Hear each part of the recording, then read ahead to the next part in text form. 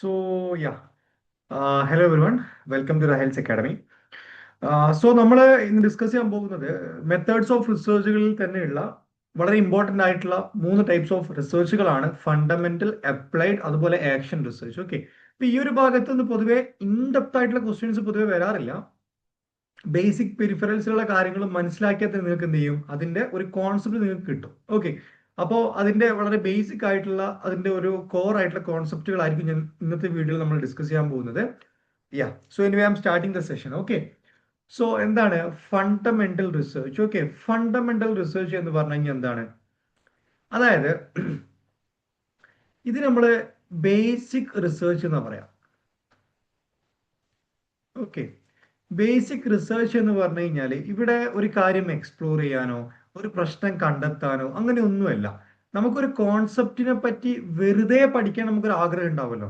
അതായത് ഏതെങ്കിലും ഒരു തിയറിയെ പറ്റി, ഏതെങ്കിലും ഒരു പ്രിൻസിപ്പിൾസിനെ പറ്റി, ഏതെങ്കിലും ഒരു കോൺസെപ്റ്റിനെ പറ്റി നമുക്ക് ജസ്റ്റ് ഒന്ന് പഠിക്കാൻ, നമ്മളൊരു പേഴ്സണൽ താല്പര്യങ്ങൾക്കനുസരിച്ച് പഠിക്കാനും വേണ്ടി നമ്മൾ അതിന്റെ ഒരു ബേസിക് പെരിഫറൽസ് മാത്രം പഠിക്കുന്ന ടൈപ്സ് ഓഫ് റിസർച്ചുകൾ ഉണ്ടാവുമല്ലോ. അതിനാണ് നമ്മൾ എന്താ പറയാ, ഫണ്ടമെന്റൽ റിസർച്ച് എന്ന് പറയാം. അതായത് തിയറട്ടിക്കൽ പെർസ്പെക്റ്റീവിൽ പറയുകയാണെന്നുണ്ടെങ്കിൽ fundamental research is a type of research conducted to increase knowledge and understanding. Okay, അതായത് കേവലം എന്താണ്, ഒരു നോളേജ് ഇൻക്രീസ് ചെയ്യുക, അതുപോലെ അതിന്റെ അണ്ടർസ്റ്റാൻഡിങ്, അതിന്റെ ഒരു അർത്ഥം, അതിന്റെ ഒരു മീനിങ് മനസ്സിലാകാനും വേണ്ടി എന്തിൻ്റെയൊക്കെ മീനിങ്സ് ആണ് അല്ലെങ്കിൽ എന്തിൻ്റെയൊക്കെ നോളജ് ഇൻക്രീസ് ചെയ്യാനാണ്, ബേസിക് ആയിട്ടുള്ള കോൺസെപ്റ്റുകളെ പറ്റി, അതുപോലെ തിയറീസുകളെ പറ്റി, അതുപോലെ തന്നെ പ്രിൻസിപ്പിൾസുകളെ പറ്റി without any immediate practical application. അല്ലെ, അതായത് ഈ റിസർച്ചിലൂടെ ഇമ്മീഡിയറ്റ് ആയിട്ട് സോൾവ് ചെയ്യേണ്ട പ്രശ്നങ്ങളോ കാര്യങ്ങളോ ഒന്നുമില്ല. പക്ഷെ ഒരു ബേസിക് കോൺസെപ്റ്റുകൾ, തിയറീസ്, പ്രിൻസിപ്പിൾസ് ഇതിനെ പറ്റിയിട്ടൊന്ന് പഠിക്കാൻ, നമ്മുടെ നോളജ് ഗെയിൻ ചെയ്യാനും വേണ്ടി. ഇപ്പൊ നമ്മൾ വളരെ ബേസിക് ആയിട്ട് ഇപ്പോ ഉദാഹരണത്തിന് പറയുകയാണെന്നുണ്ടെങ്കിൽ ഇപ്പോ CIA അല്ലെ, അമേരിക്കയുടെ പിന്നെ ഒരു ഇന്റലിജൻസ് വിഭാഗമാണ് CIA. എനിക്ക് ഒരു സമയത്ത് ഈ ക്രേസ് ഉണ്ടായിരുന്നു. നമ്മുടെ രാജ്യത്തുള്ള ലോകത്തുള്ള പ്രധാനപ്പെട്ട ഇന്റലിജൻസ് ഏജൻസികൾ ഉണ്ടല്ലോ, അവരെ പറ്റി പഠിക്കാം. CIA, അതുപോലെ ഇസ്രായേലിന്റെ മൊസാദ്, ഇന്ത്യയുടെ റോ. ഓക്കെ, നമ്മൾ എന്തിനാണ് ഇത് നമുക്കൊരു എക്സിക്യൂഷന് വേണ്ടിയിട്ടോ അല്ലെങ്കിൽ ഒന്നുമല്ല, നമ്മുടെ ഒരു പേഴ്സണൽ ഇഷ്ടത്തിനനുസരിച്ച് നമ്മൾ എന്ത് ചെയ്യുന്നു, ചിലപ്പം ഏതെങ്കിലും ഒരു ടോപ്പിക്സിനെ പറ്റി നമ്മൾ എന്ത് ചെയ്യുന്നു, ഡീറ്റെയിൽ ആയിട്ട് നമ്മൾ റിസർച്ച് ചെയ്യും. അത് നമ്മൾ എന്താ പറയാ, ഫണ്ടമെന്റൽ റിസർച്ച്. അപ്പൊ ഇവിടെ പ്രധാനപ്പെട്ട ഒരു കോൺസെപ്റ്റ് എന്താണെന്ന് വെച്ച് കഴിഞ്ഞാല്, ഇവിടെ എന്താണ്, ഇമ്മീഡിയറ്റ് പ്രാക്ടിക്കൽ ആപ്ലിക്കേഷന് വേണ്ടിയിട്ടല്ലാതെ നമ്മുടെ ഒരു നോളജ് ഇൻക്രീസ് ചെയ്യാൻ വേണ്ടി നടത്തുന്ന റിസർച്ച് ആണ് ഈ പറയുന്ന ബേസിക് റിസർച്ച് എന്ന് പറയുന്നത്.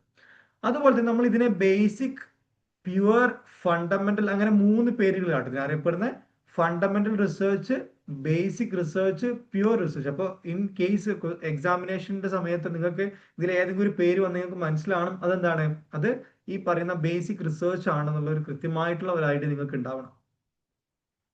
ഇതാണ് ഈ ഒരു ഭാഗത്ത് നമുക്ക് ഡിസ്കസ് ചെയ്യാനുള്ളത്. ഇത് മാത്രമേ നമുക്ക് ഇതിൽ ഡീറ്റെയിൽ ആയിട്ട് നമുക്ക് പഠിക്കാനുള്ളൂ. ഇതിന്റെ ഒരു ബേസിക് പെരിഫറൽസ് മാത്രമാണ്. നെക്സ്റ്റ് വരുന്നതാണ് എന്ത്, അപ്ലൈഡ് റിസർച്ച്. ഓക്കെ, എന്താണ് അപ്ലൈഡ് റിസർച്ച് നമുക്ക് നോക്കാം. Applied research is a type of research conducted to solve practical problems and find immediate solution in real life situation. അതായത് നമ്മുടെ ലോകത്തുള്ള ഏതെങ്കിലും ഒരു കോമൺ ആയിട്ടുള്ള ഒരു പ്രശ്നം, സ്പെസിഫിക് ആയിട്ടുള്ള കുഞ്ഞു കുഞ്ഞു പ്രശ്നങ്ങളല്ല, കുഞ്ഞു കുഞ്ഞു പ്രശ്നങ്ങൾ കണ്ടുപിടിക്കാൻ വേണ്ടി നമ്മൾ ആക്ഷൻ റിസർച്ച് ആണ്.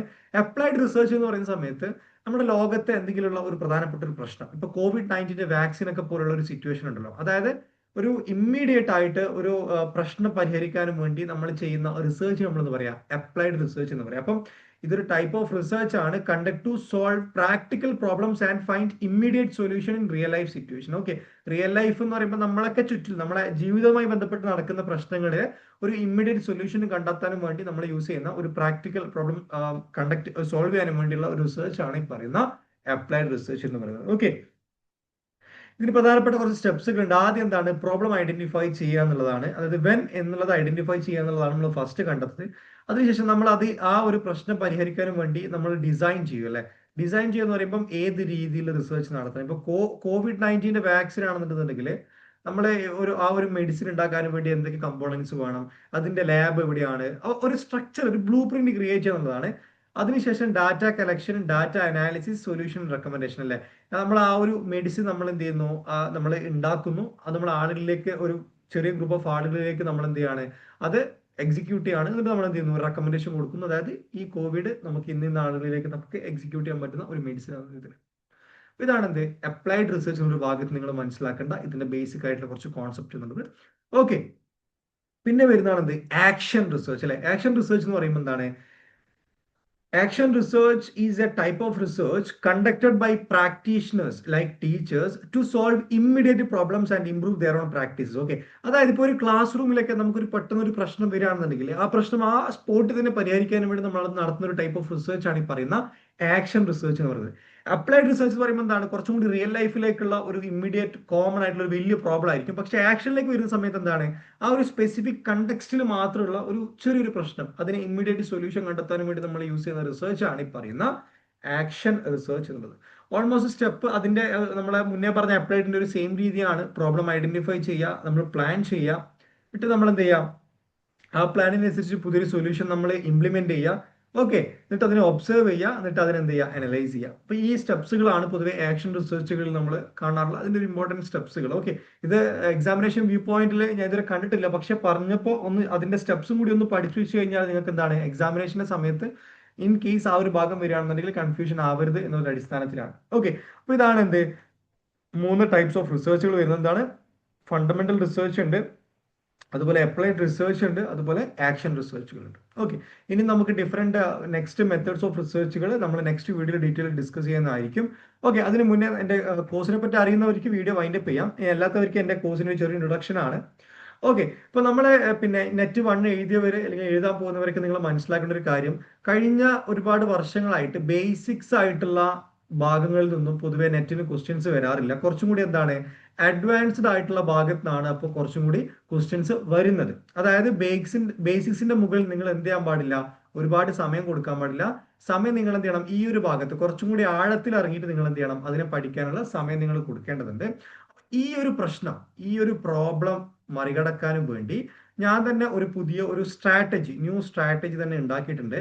അതായത് 2026 മുതൽ പിറകോട്ട് 2010 വരെയുള്ള ക്വസ്റ്റ്യൻ പേപ്പർ മൊത്തം ഡീറ്റെയിൽ ആയിട്ട് അനലൈസ് ചെയ്തതിന്റെ അടിസ്ഥാനത്തിൽ ഞാൻ തന്നെ ഓരോ ടോപ്പിക്സിനും ഓരോ സിലബസ് ക്രിയേറ്റ് ചെയ്തിട്ടുണ്ട്. അതായത് ഇമ്പോർട്ടന്റ് ആയിട്ടുള്ള ടോപ്പിക്സ് മാത്രം എടുത്തു വെച്ചിട്ടുള്ള ഒരു സിലബസ് ആണ്. അപ്പൊ ഈ സിലബസ് നമ്മൾ എങ്ങനെയാ പഠിപ്പിക്കുക എന്ന് വെച്ച് കഴിഞ്ഞാൽ PYQ അടിസ്ഥാനത്തിലാണ്. 2026 ഒരു ക്വസ്റ്റ്യൻ എടുക്കുന്നു, ക്വസ്റ്റ്യൻ 1, അതിന് 4 ഓപ്ഷൻ ഉണ്ടാവും, 1 2 3 4. അപ്പൊ ആദ്യം ക്വസ്റ്റ്യൻ 1 ആ ഒരു കോൺസെപ്റ്റ് ഉണ്ടാവല്ലോ, ആ ഒരു കോൺസെപ്റ്റിനെ പറ്റി ഞാൻ ഡിസ്കസ് ചെയ്യും. അതിനുശേഷം ഫസ്റ്റ് ഓപ്ഷന്റെ കോൺസെപ്റ്റ് എന്താണ്, സെക്കൻഡ് ഓപ്ഷന്റെ കോൺസെപ്റ്റ് എന്താണ്, തേർഡ് ഓപ്ഷനിൽ വരുന്ന കോൺസെപ്റ്റ് എന്താണ്, ഫോർത്ത് ഓപ്ഷനിൽ വരുന്ന കോൺസെപ്റ്റ് ആണ്. അപ്പൊ അതിന്റെയും കോൺസെപ്റ്റ് ഞാൻ ഡിസ്കസ് ചെയ്യും. അങ്ങനെ ഒരൊറ്റ ക്വസ്റ്റ്യനിൽ നിന്ന് നിങ്ങൾക്ക് എല്ലാവർക്കും 5 കോൺസെപ്റ്റുകൾ വീതം നിങ്ങൾക്ക് കിട്ടും. അങ്ങനെ 16 വർഷത്തെ കഴിഞ്ഞ വർഷത്തെ ക്വസ്റ്റ്യൻ പേപ്പർ ഡീറ്റെയിൽഡ് ആയിട്ടുള്ള ഒരു ഡിസ്കഷൻ ആയിരിക്കും. ക്ലാസ്സുകൾ നടക്കുക ഫ്രൈഡേ, സാറ്റർഡേ, സൺഡേ ആണ്. ഒരാഴ്ച മിനിമം ഞാൻ എക്സ്പെക്ട് ചെയ്യുന്നത് മിനിമം 5 hours ആണ്. അത് ചിലപ്പം എല്ലാ തരത്തിലും കൂടാനുള്ള സാധ്യത മാത്രമേ ഉള്ളൂ. ഓക്കെ, പിന്നെ അതുപോലെ തന്നെ 50 മോക്ക് ടെസ്റ്റുകൾ. ഓക്കെ, അതായത് പ്രധാനപ്പെട്ട എല്ലാ ടോപ്പിക്സിന്റെയും, അതായത് റിസർച്ച് ആപ്റ്റിറ്റ്യൂഡിന്റെ മോക്ക് ടെസ്റ്റുകൾ ഉണ്ടാവും, വേറെ ടീച്ചിങ് ആപ്റ്റിറ്റ്യൂഡിന്റെ വേറെ മോക്ക് ടെസ്റ്റ്, അങ്ങനെ എല്ലാത്തിന്റെയും സബ്ജക്ട് വൈസ് മോക്ക് ടെസ്റ്റുകൾ ഞാൻ പ്രൊവൈഡ് ചെയ്യുന്നതായിരിക്കും. പിന്നെ വരുന്ന വളരെ ഇമ്പോർട്ടന്റ് ഒരു കാര്യമാണ് topic wise short notes. Okay, എല്ലാ ടോപ്പിക്സിന്റെയും അടിസ്ഥാനത്തിൽ വളരെ ഷോർട്ട് ആയിട്ടുള്ള നോട്ട്സുകൾ. ഓക്കെ, നിങ്ങളെ എക്സാമിനിന്റെ അടുത്ത് നിൽക്കുന്ന സമയത്ത് നിങ്ങൾക്ക് പെട്ടെന്ന് റിവൈസ് ചെയ്യാനുമുള്ള ഒരു രീതിയിലായിരിക്കും ഞാനത് ഓൾറെഡി ഞാൻ നെറ്റിന് പഠിക്കുന്ന സമയത്ത് പ്രിപ്പയർ ചെയ്ത ഷോർട്ട് നോട്ട്സ് ആണ്. അത് കുറച്ചും കൂടി അലൈൻ ചെയ്തിട്ട് ഒരു PDF ആക്കിയിട്ട് നിങ്ങൾക്ക് ഈ കോഴ്സിന്റെ ഭാഗമായിട്ട് ഷെയർ ചെയ്യുന്നതായിരിക്കും. പിന്നെ 24/7 ഡൗട്ട് ക്ലിയറൻസ് ആണ്. നിങ്ങൾക്ക് അറിയാം, ഗ്രൂപ്പിലുള്ളവർക്ക് അറിയാം.